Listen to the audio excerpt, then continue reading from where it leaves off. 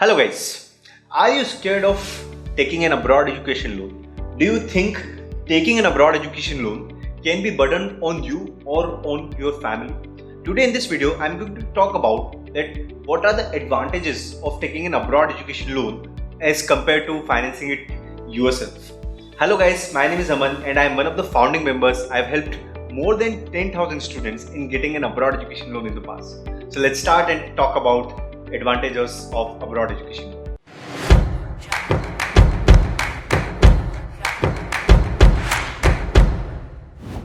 So the first and the major advantage is the repayment of the loan. So in abroad education loan, depending on which kind of loan you are taking, secured loan, unsecured loan, you are not supposed to pay or repay it immediately. In fact, if you go for a secured loan from public sector bank, your repayment start after 6 months of completion of your course.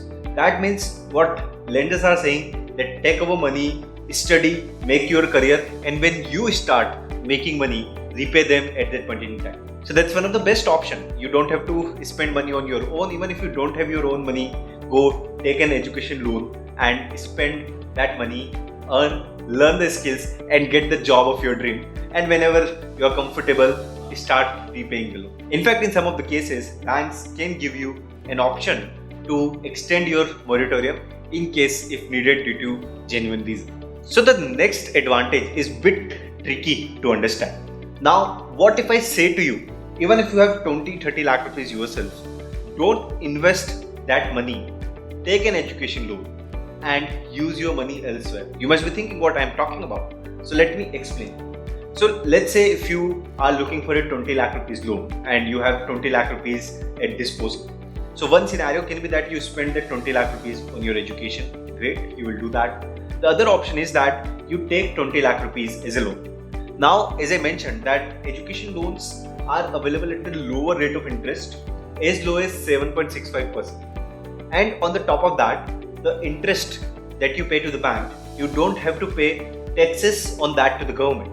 So, assuming your coefficient is in the 30% tax bracket, then the effective interest rate for the use case that we are talking about, where interest rate is 7.65%, effective interest rate after tax saving is 5.4%. So in a way, you are getting money at 5.4%. Now think of it in this way. If you make an FD of that 20 lakh rupees, you might get 6 to 7% return on that. If you are a smart investor, you can make 15-20% return on that and use the money by the bank to finance your education. You are getting at the effective interest rate of 5.4%. Third advantage is kind of expenses that is covered in the education loan. Now, when you spend your own money, you are a bit mindful about how you are spending it. At times, there are opportunities which might be helpful in your career building, but you don't go for it because that sounds expensive. Let's say if you want to do a very expensive course apart from your main course,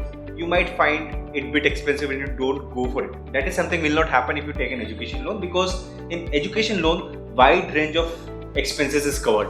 That means not only they will give you your core tuition fee, they will give you your core living expenses, they will give you your rents, tickets. Even if you want to attend a conference, paid conference, that is also covered in the education loan. So any and every expense, even if you want to buy a burger, you can get an education loan on that.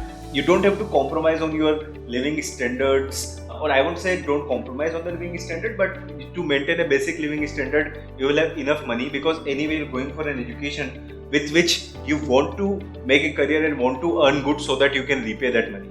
To summarize this point, the idea is that you can get money for the wide range of expenses. Another interesting fact, and which is the fourth advantage of taking an abroad education loan. Now, a few years back, the government of India started charging extra tax called TCS. This tax is applicable on the money that is sent abroad over and above 7 lakh rupees. The government asks you to pay 5% tax on that. That means if you are spending your own money, if you are sending more than 7 lakh rupees in a year, which is usually the case for abroad education, on over and above 7 lakh rupees, you will have to pay 5% tax to the government. That tax can be saved if you take an education loan. When you take education loan, this tax instead of 5% is 0.5%. So that is the saving of almost 4.5% of your expenses, and that is another reason why you should take an abroad education loan as compared to financing it yourself. Now the fifth advantage is something that I've personally experienced. Many times many parents or many students themselves, they say that okay, hey, we have this land, we have this extra house, spare house. At times I have seen people selling their own houses to get the loan. There is no need of doing that. When you can get an education loan against that property itself.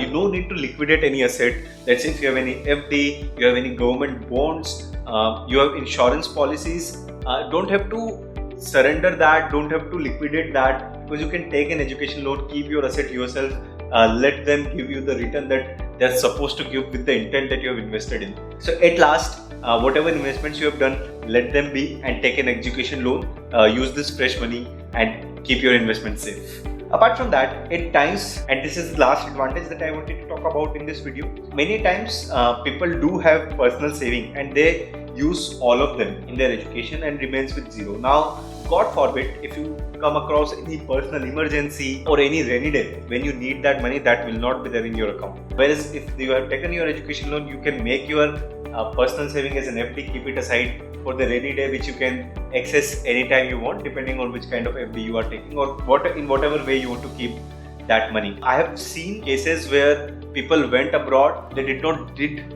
their expense management well, and they did not take the education loan as well.